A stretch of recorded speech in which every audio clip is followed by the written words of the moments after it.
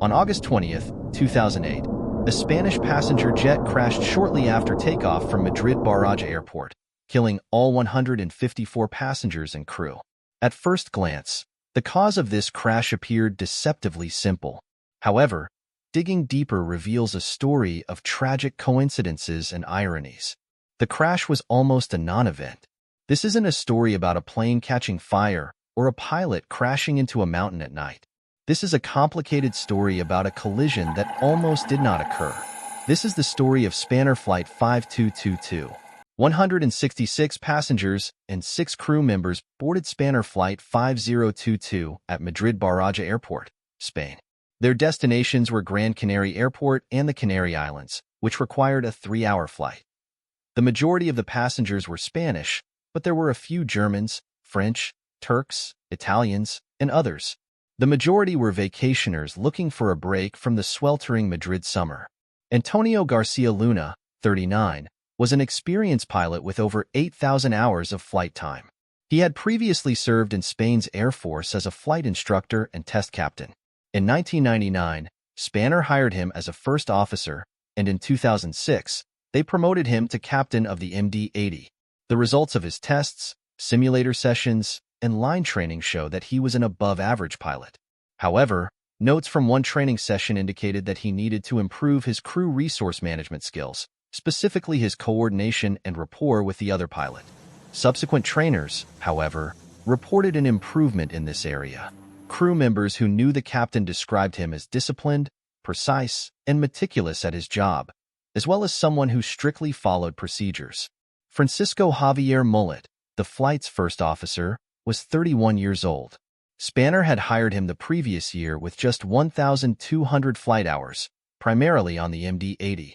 Pilots who had flown with the first officer described him as a serious and disciplined pilot who was polite and willing to work together.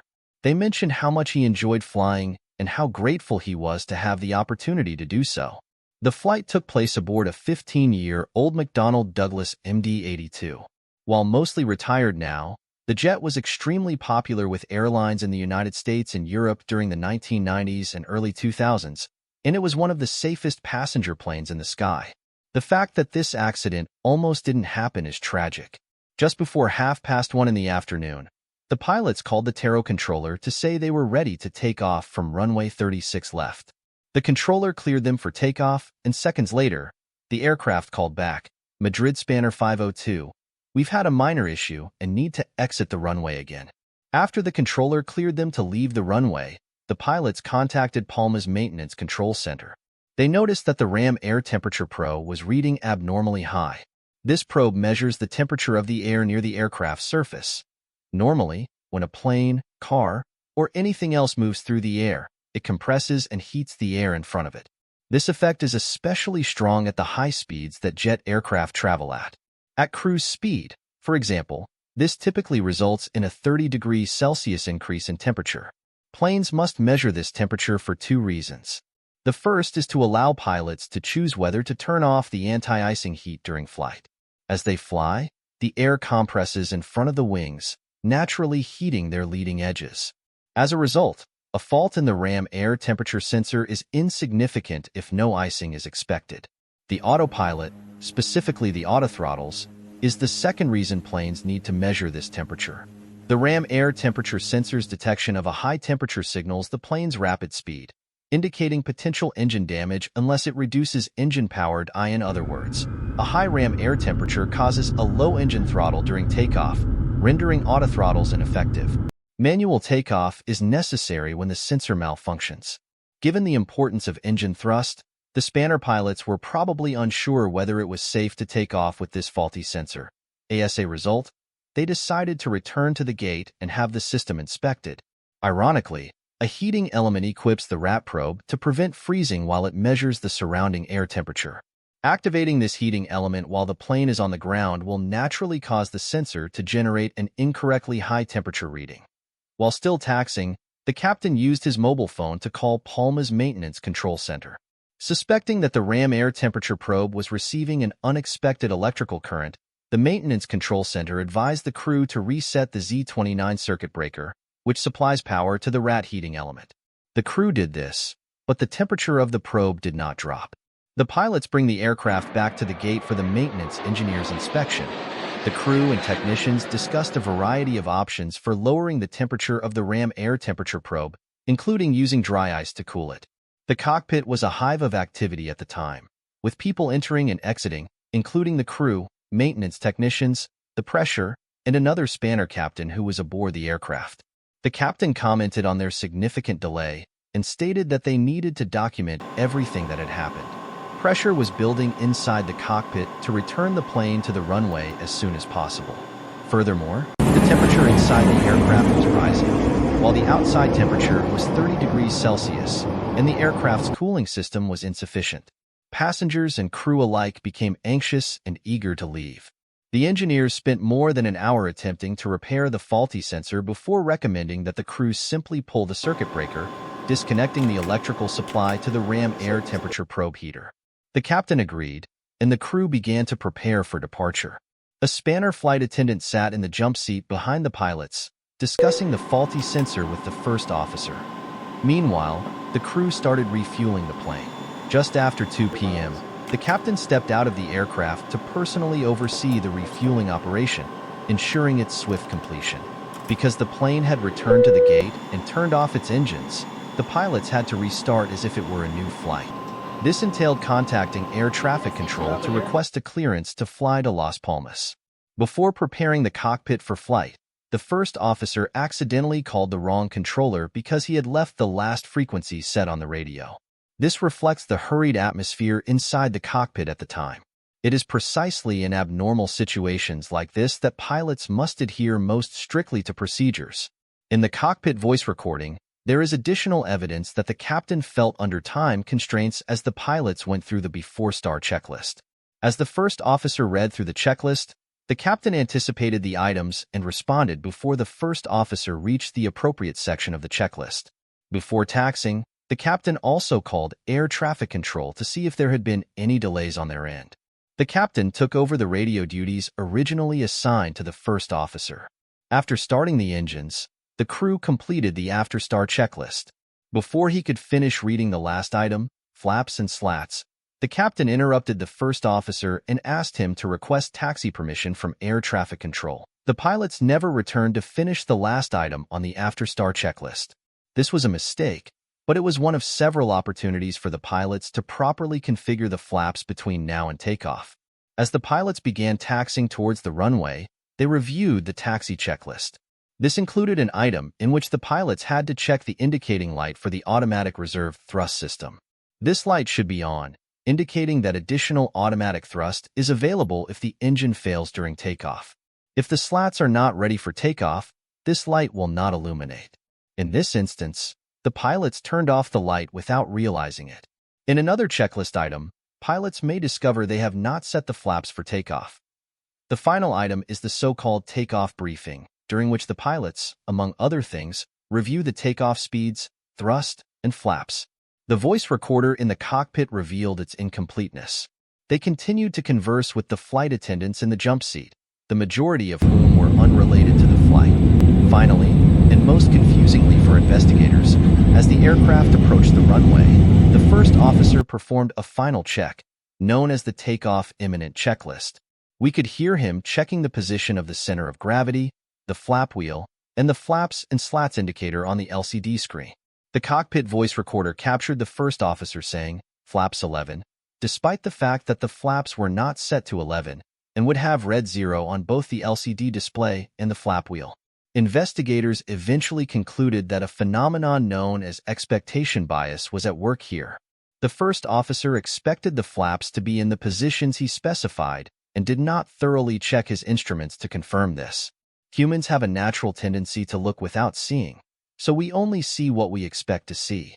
Furthermore, expectation bias is more common when psychological conditions are unfavorable, as was the case in this flight, with the pilots operating under time constraints and a high workload.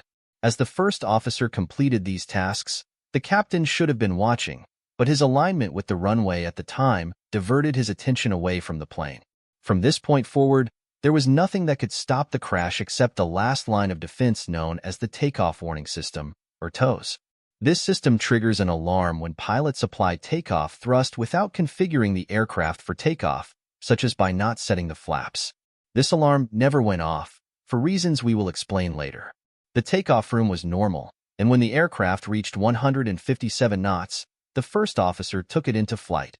However, the stall warning and stick shaker activated as soon as the aircraft took off. The aircraft banked 32 degrees to the right and continued pitching up, barely rising to 40 feet above the runway. The first officer suspected that the engine had failed and reduced the engine thrust. However, he immediately pushed the throttles to a full forward stop. However, this was ineffective, and the plane began to descend, colliding with the ground tail first and sliding along it. It continued across an embankment before crashing into the opposite side, bursting into flames. From liftoff to the explosion, everything took just over 10 seconds. Only 18 of the 172 passengers and crew on board survived. It was Spain's worst airline accident in 25 years.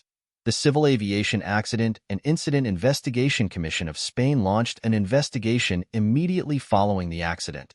It goes without saying that the crew's failure to deploy the flaps was the primary cause of the crash. However, this is merely a partial account of the crash's causes. The crash's underlying causes and the reasons the flaps never deployed in the first place are much deeper. At the start of this episode, the crew turned back from the runway before taking off. The irony is that the aircraft was still perfectly flyable, flaps and all. In fact, the high-temperature reading from the RAT sensor had been present on a number of this aircraft's previous flights, all of which had taken off without incident. At this point in the flight, the crew's vigilance and safety awareness proved to be fatal. They returned to the gate out of caution, putting themselves under time constraints that they couldn't handle. Their safety-conscious attitude evaporated in the heat of the tarmac and under the strain of their never-ending delay. They started rushing through checklists, skipping important items, and skimming through visual checks. They began looking without seeing. The clearly defined roles of captain and first officer began to blend together, and it became unclear who was responsible for what. Another irony in this accident is that the failure of the rammer temperature-regulating element, the last line of defense before takeoff, could have contributed to the takeoff warning system's failure, causing the plane to return to the gate after its first attempt at takeoff. These systems all rely on the same electrical relay to function, and the investigation determined that this relay may have failed. Other documentaries on this accident have mentioned the link between the takeoff warning system and the rammer temperature probe as a given, but the truth is that after extensive inspection and testing of the relevant components, the investigation discovered no reason why the takeoff warning system was operational on this flight. Interestingly, nearly a year after the accident, another Spanish aircraft taxiing from Palma to Mallorca to Barcelona reported a high rammer temperature. The crew noticed that the temperature read 99 degrees, which was the maximum that the two-digit instrument display could show. They remembered the previous year's Spanner crash and decided to test the takeoff warning system. They discovered that it didn't work. After double-checking their aircraft's takeoff configuration and noting the problem in the aircraft's maintenance book, the crew decided to depart for Barcelona. Between 2000 and 2008, Boeing received reports from airlines about 6 cases involving high rammer temperatures and failed takeoff warning system tests. They resolved 4 of these cases by replacing the electrical relay that supplies power to both systems. It is thus possible, but not certain, that in the case of the Spencer Flight 5022, the takeoff warning system failed for the same reason as the rammer temperature heating element. However, we have not identified the exact mechanism for this failure. The final report into this accident included a number of recommendations to prevent similar crashes in the future. The report suggested amending procedures for the MD-80 and similar aircraft to require pilots to test the takeoff warning system before each flight. The European Aviation Safety Agency and the Federal Aviation Authority should modify the certification requirements for aircraft like the MD-80, ensuring that a single fault cannot disable the takeoff warning system and providing crews with a clear warning when it fails. The report concluded that if the first officer had responded to the stall after takeoff by keeping the nose below 13 degrees rather than pulling it up to 18 degrees, the flight could have safely climbed away from the runway. As a result, the report recommended that takeoff stall recovery become a mandatory component of airline pilots' initial and ongoing training programs. Finally, the report made several recommendations regarding crew resource management, a major factor in the Spencer crash. The European Aviation Safety Agency, ISA, recommended that airline training programs should emphasize the concept of a sterile cockpit, consider the consequences of even minor distractions, and include examples of accidents where the lack of a sterile cockpit was a contributing factor. If you enjoyed this video, subscribe for more weekly aircraft documentaries. Please comment with any accidents or incidents you want covered, and I'll try to include them in future videos. Thank you again for watching.